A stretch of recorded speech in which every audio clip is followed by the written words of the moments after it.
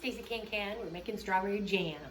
So some things that we need to do, tools that we need to have today.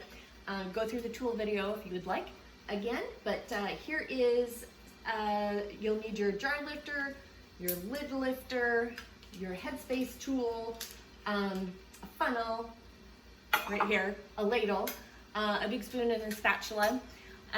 You're also going to need your fruit and your pectin, if you're using a pectin jam. Then also a bowl of, or a glass of ice water with a spoon to test, to do a pectin test. I'll show that in a bit. After you measure your sugar, make sure to have an additional bowl to put in your pectin and take some of your sugar from your pre-measured sugar into the bowl to mix together with pectin, because if you don't, if you just dump pectin into the bowl of pot of fruit, it clumps together. So the sugar helps for the declumping and it makes it for a smoother jam. Always, some paper towels to clean your the rim of the jars, and beautiful fruit, etc. So more on that as we go along. Hi. I've added smushed 6 cups of strawberries with the potato masher. Do it, the best thing to do is 1 cup at a time. So now I have measured out my sugar, right here, the pectin amount for this recipe, which will be listed on the instructions in the description below. And you take 1/4 of the pre-measured sugar, put it into your bowl, add it to your pectin, stir it up very nicely. You do this because the pectin will clump with the sugar if you don't. So you need to kind of mix it up first. Pour it into your pot of berries. I've got the heat on high. And we're gonna give it some good stirs, and we're gonna bring it up to a rolling boil. One that you can't, you bring it up to a rolling boil at first, and then throw in the rest of your sugar. Okay, got a boil going, and now I'm adding the sugar. Oh, I know, it probably hurts your teeth. Hurts your teeth on how much sugar that is, but it is necessary for these jam recipes.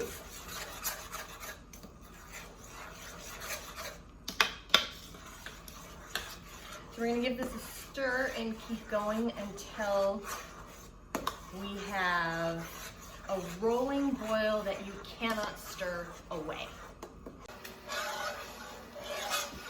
And now we're at a rolling boil that you can't stir away, so I'm gonna set the timer for 1 minute.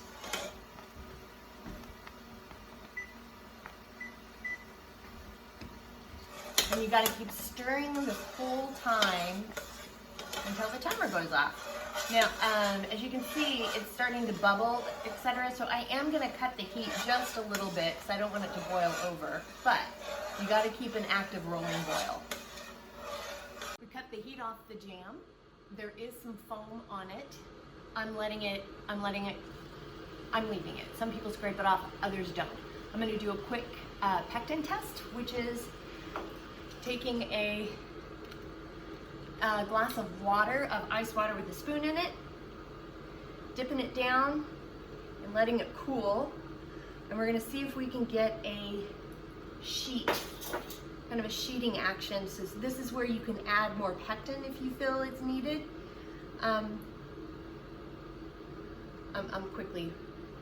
blowing on it. And we can kind of do a little test to see how thick it is, because if your jam isn't thick enough, this is a time where you can add some more pectin to it. Okay, so I've checked the pectin, it's cooled enough now. This is thick enough for me. It's still warm, but this is thick enough for me, so I'm not gonna add any more pectin. Again, that's really up to you. I like a thicker jam, and I do know that once this is processed and cooled, this will be thick enough for me. But, because sometimes it can get so runny, it's more like a sauce than it is than a jam, but that's entirely personal preference. So we're gonna start canning now.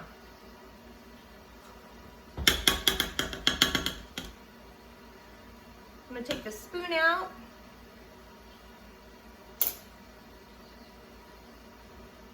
Put this over here. Gonna get the, very gently, I've got the jars heating up in the canner. I'm doing pints this time, full pints. And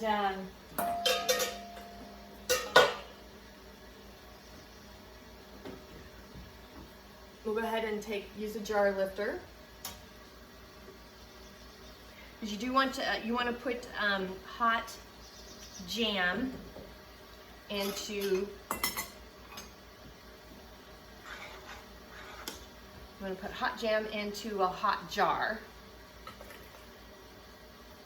And this, when you're doing jam, this particular recipe says that they want it, the headspace to be an 1/8 of an inch, which is really high up on the rim there. So we are definitely going to do a quick headspace check. I'll add a little bit more. And that should be pretty good. Yeah, we're golden. I'm gonna use my paper towel and dip it in the lid water. I've got my lids warming up. Again, I like to warm up the lids because and just kind of get that film off of it. And we'll go ahead and use the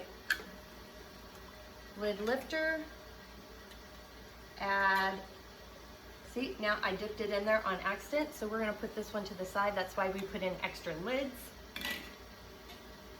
Put your finger down, hold it, grab your rings, and an additional paper towel to hold onto the jar.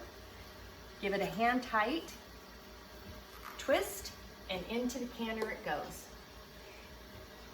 And repeat. Okay, so you'll notice that I had to use a half pint here because I didn't have quite enough to fill up a full pint. So we just did 3 pints and 1 half pint. We're gonna go ahead and get our gloves on, gently lower the rack into the canner. Make sure we have 1 inch over the top, which we don't. This is why you have a boiling kettle of water, hot water, right here, to make sure you have at least 1 inch of water over the top. So I will use my headspace tool to verify that. And we are golden. So I might go ahead and add a little bit more water to this, but we're looking pretty good here. So I'm gonna go ahead and cover this and crank up the heat. I've got a rolling boil going in the canner right now, and so I set the timer for 10 minutes. So the timer is done, and we're gonna go ahead and open the canner. Remember, open the lid away from your face, or look at all that steam. You will get a facial you do not want. And we're gonna gently pull the rack out. And again, look at my silicone gloves, love them. They just don't get wet and burn your fingers. And then you use your lid lifter.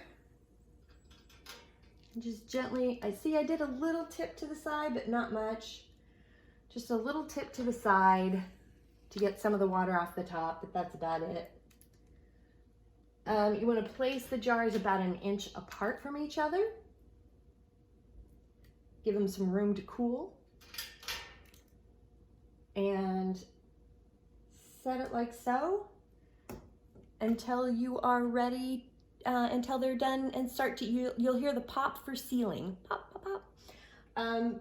The pints are going to take longer to seal than the half pints because it's just bigger and it takes a minute. So thank you for joining me today with strawberry jam.